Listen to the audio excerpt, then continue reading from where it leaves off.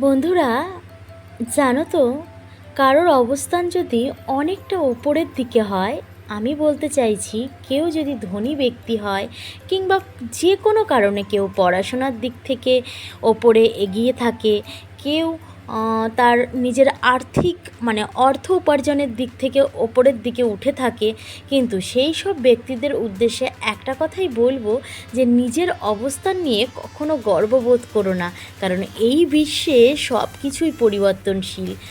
একটা কথা মনে রেখো, রাজা যে রাজা হয় তাকেও কিন্তু তার পাটা মাটিতে ফেলতে হয়, মাটি ছাড়া সে কিন্তু হাঁটতে চলতে পারবে না।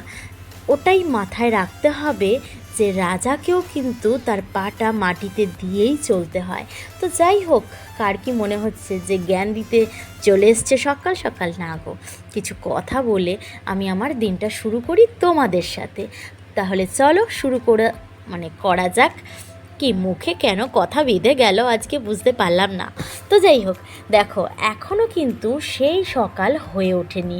কেন কি, আমাকে তো সকালবেলা রান্না বসাতে হয়, আর আগের দিন সব কিছুই করে রেখেছিলাম, কিন্তু কালকে যেহেতু অনেকটা রাতেই আমার হাজব্যান্ড এসেছিলো বলতে অফিস থেকে আসতে একটু দেরি হয়ে গেছিলো, আর আমার একদম ইচ্ছা করেনি যে গ্যাসটাকে আবার মুছে রাখি।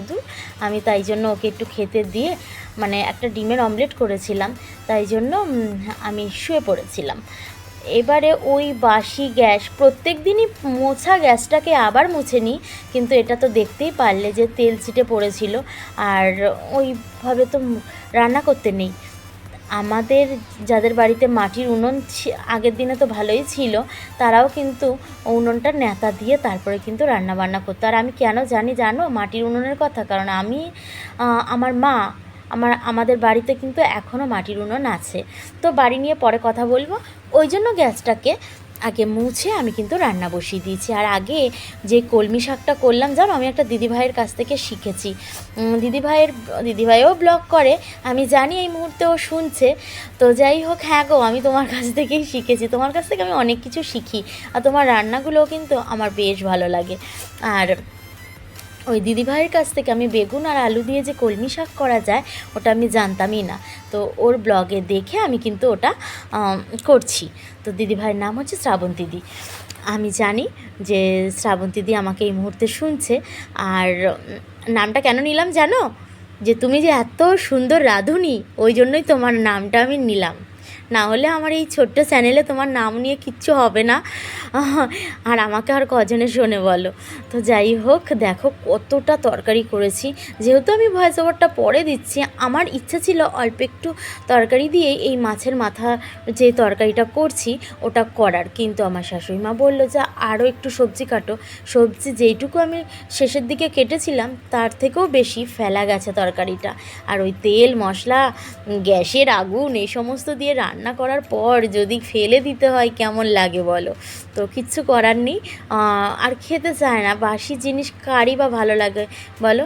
আর আমার মানে আমি যেহেতু জিনিসপত্র একটু কম অপচয় করতে চাই, তাই জন্য কিছু থেকে গেলে আমি ওইটাকে ভালো করে ফুটিয়ে আমি কিন্তু খেয়ে নেওয়ার চেষ্টা করি, কিন্তু আজকে একদমই ইচ্ছা করছিল না। আর এই যে আমার হাজব্যান্ডের জন্য অফিসের ভাত রেডি করে রেখেছি। প্রত্যেক দিনই তোমাদের সাথে আমি মনে হয় শেয়ার করি না, প্রত্যেক দিনই কিন্তু এইভাবে করে আমি ওর জিনিসগুলোকে ঠান্ডা করতে দিই, তারপরে টিফিন ক্যারিয়ারে ভরে দিই। আর রান্নাঘরের অবস্থাটা দেখেছো? আজকে হয়তো বাসন একজন দিদিকে রাখা হয়েছে বাসন মাজার জন্য। আমি জানি না কতদিন সে থাকবে, কারণ কি বলবো, মাজা ঘষার যা অবস্থা, তাতে করে আমার পছন্দ হচ্ছে না, সত্যি কথা। আর একটা কথা কি জানো, যারা নিজেরা একা, কারা কারা আমার সাথে একমত সেটা কিন্তু অবশ্যই জানাবে। যারা একা একা বাড়ির কাজকর্ম করে না, তাদের না কারোর কাজই পছন্দ হয় না, যে কোনোভাবে খুঁত ধরবেই। সেটা হচ্ছে এই জয়া, ও না খুঁত ধরেই বেড়াচ্ছে। কিন্তু না গো, আমার কাজটা যদি ও করে দিত সেক্ষেত্রে কিন্তু আমারই সুবিধাটা হতো, কিন্তু এক্ষেত্রে দেখা যাচ্ছে কি খুবই সমস্যা হচ্ছে। বাসন আমি ওই 9 তারিখ থেকে আজকের ডেট পর্যন্ত ও কাজ করেছে 6 দিন। তো 6 দিনে আমার বাসন মাজার সাবান হাফ হয়ে গেছে। আমার যে বাসন মাজার সাবান দিয়ে, আমি সত্যি, আমাদের এত বড় ফ্যামিলি, আমি কিন্তু 1 মাস আমি নিতে পারি। তো আর ওর ক্ষেত্রে হচ্ছে এই অবস্থা। তা তোমরা কতদিন নাও আমি জানি না, কিন্তু আমার 1 মাস যায়। আর ওই যে কর্নার র্যাকটাকে আমি আজকে এখানে সেট করেছি, ছোট ছোট কৌটো আর কিছু কাচের গ্লাস রাখার জন্য।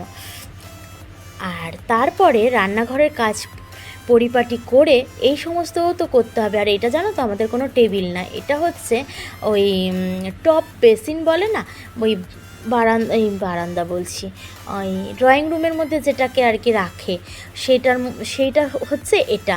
কিন্তু আমাদের মিস্ত্রি আসছিল না, তাই জন্য আমাদের ওটাকে সেট করা হয়নি এখনও।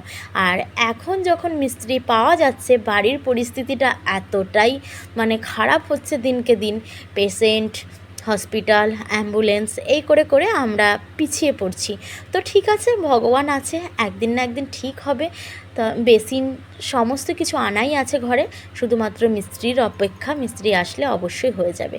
এগুলোকে আজকে ঠিক করবো গো একটু পরে। এটা হয়া আমার হাজব্যান্ড আমাকে এনে দিয়েছিল, ও জানে আমি গাছ ভীষণ ভালোবাসি। আর অ্যাডিনিয়াম এনে দিয়েছিল 4টে, আর হয়া এনে দিয়েছিল। হয়া গাছটার কিন্তু অনেক দাম, কিন্তু হয়ার গাছটার যতটা দাম ততটা কিন্তু আমি ওকে দাম দিতে পারছি না। কারণ কি, এই গাছটা কিন্তু মাটিতে লাগায় না, জানো তো। এই গাছটা লাগাতে হয় অনেক রকম সয়েল মানে রেডি করতে হয়, সয়েল মিডিয়া রেডি করে তারপরে এটাকে রাখতে হয়। আর আমি মাটি আর কী দিয়েছিলাম ঠিক খেয়াল নেই, ওই জন্য অতটা গ্রোথ হচ্ছে না। পাতাগুলো এত সুন্দর মোটা মোটা, এই পাতাগুলোকে আমি ধুয়ে দিচ্ছি ভালো করে, কিন্তু বেশি আবার ওটাকে যদি আমি টর্চার করি তাহলে কিন্তু ওটা ছিঁড়ে যাবে। তো এই হয়া গাছটাকে ভাবছি যে ও এত মানে আশা করে আমাকে এনে দিয়েছে, তাহলে আমি এই গাছটাকে একটা মানে সুন্দর হ্যাঙ্গিংয়ে রাখবো। আর যার মধ্যে এটাকে লাগাতে হয়, মানে নারকেলের খোসার মধ্যে দিলে খুব ভালো হয় নাকি। তো দেখছি আজকে কি আমার কাছে নারকেলের খোসা এই মুহূর্তে নেই, শাশুড়ি মায়ের জুতো পরে আছি এখন আমি।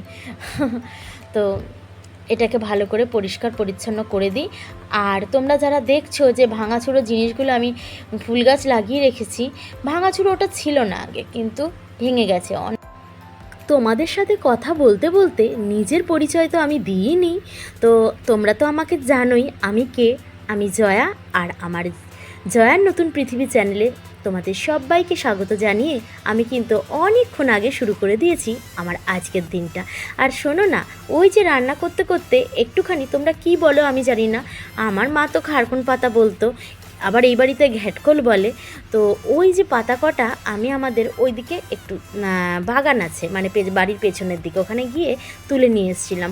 আর সত্যি কয়েকদিন আগেই ব্লগে দেখেছিলাম। তাছাড়াও আমার মা বলতো যে সন্তান আর স্বামী যে জিনিস পছন্দ করে সেই জিনিস দেখবি আগে আগে, মানে তুই যদি নাও পারিস ওটাকে রান্না করতে, তাও না তোর ইচ্ছা করবে যে ওদের জন্য এটা একটুখানি বানাই।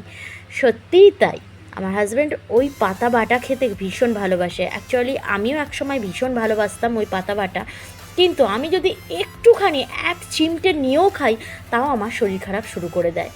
তা যাই হোক, আমার শরীর খারাপ হোক, কিন্তু আমি লোভ সামলাতে না পেরে সেদিন একটুখানি নিয়েছিলাম।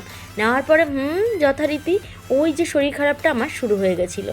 খারকুন পাতায় আমার এখন অ্যালার্জি এসে গেছে, আর চলবে না। তো ওই পাতাটা আমার হাজব্যান্ডের জন্যই বেটে রেখেছিলাম, কিন্তু আমার শ্বশুরমশাইকেও আমি দিয়েছি, আমার জেঠুকেও দিয়েছি, দুজনেই খেয়েছে। সবাই ভালোবাসে ওই পাতা বাটা, আমি ভালোবাসি, কিন্তু আমি এখন খেলেই প্রবলেম হচ্ছে, ওই জন্য আর খেয়ে মানে ঠিক থাকতে পারি না। আর দেখো আমার বরের ব্যাগটাকে আমি এটার মধ্যে রেখে দিচ্ছি, তাহলে ভালো থাকবে। কিন্তু অনেক চেষ্টা করছি ব্যাগটাকে সুন্দর করে মুখটাকে আটকে দিতে, কিন্তু সেটা আর আমার দ্বারা হচ্ছে না। মুখ লাগানোর জন্য একটা তো আঠা মতো জিনিস এখানে আছে, কিন্তু ওর যে আরেকটা প্রান্ত সেটাকে খুঁজেই পাচ্ছি না, ওই জন্য এটাকে নিয়ে পড়েছি। তো বেকারই এটাকে প্যাকিং করা, কারণ ওর লাগবে, অফিসের কাজেই যাবে হয়তো 2 দিনের জন্য কোথাও, তো ওটাকে নিয়ে যেতে হবে, আবার নাও যেতে পারে ঠিক নেই। চলো, এবারে অনেক কাজ তো হলো, এবার দুপুরবেলা দেখা হবে। আমি কোনো দিন এই খাওয়া দাওয়া দেখাই না, হয়তো আমার লজ্জাই লাগে, সত্যিই তাই। আর এটা আমার বাবু আমাকে এরম করে দিয়েছে। তোমরা তো বুঝতেই পারছো দূর থেকে কেউ ভিডিওটা করছে আর এখানে কিছু একটা হচ্ছে ফোনে, আর সবাই খাটে চলে এসছে, সবাই বলতে আমার শাশুড়ি মা আর আমার ছেলে। ওরা তো দুপুরবেলা তো বাবু তো এখানে শোই, আর মায়ের ইয়েটা দেখতে পাচ্ছ তো, কি বলে বেশ, ওয়াকারটা এখানেই রয়ে গেছে। আর সন্ধেবেলায় আমি কিছু পাঁপড় ভাজছিলাম, পাঁপড় ভাজাগুলো একদম বাজে হচ্ছে। ভালো যখন হয়েছিল তখন ভিডিও করতে আমি ভুলে গেছি, আর যখন খারাপ হচ্ছে তখন তোমাদেরকে দেখাচ্ছি। এটাই হচ্ছে আমার কর্ম আর কি। তো বলতে বলতে কিন্তু অনেক দূর পৌঁছে গেছি, আর শেষও হয়ে যাচ্ছে আমার ভিডিওটা। তো তোমরা কি কেউ আজকে নতুন এলে নাকি? এসে থাকো তাহলে তাকে অনেক অনেক ওয়েলকাম। আর তোমার যদি আমার ভিডিওটা দেখে খুব ভালো লেগে থাকে তাহলে অবশ্যই আমার চ্যানেলটাকে সাবস্ক্রাইব করে পাশে থেকে যেতে পারো, আর বেল আইকনটাকে ক্লিক করে রেখো, যখন যখন আমি ভিডিও ছাড়বো তোমার কাছে নোটিফিকেশান চলে যাবে আর তুমি আমার কাছে চলে আসবে। আর কাল যেহেতু নিরামিষ আমাদের বাড়িতে, তাই জন্য ইন্ডাকশানের টেবিলটা দিনের বেলা তো মুছে রাখাই হয়, কিন্তু আজকে ছিলাম ভুলে, তাই জন্য কিন্তু এটাকে মুছতে এসেছি। আর ধুলো পড়েছে দেখো, এটার ওপরে কিন্তু একটা কভারও ছিল, কভারটাকে তুলে দিয়ে আমি কিন্তু মোছামুছি শুরু করে দিই। আজকের মতো আসছি, আবার দেখা হবে আগামীকাল। টাটা।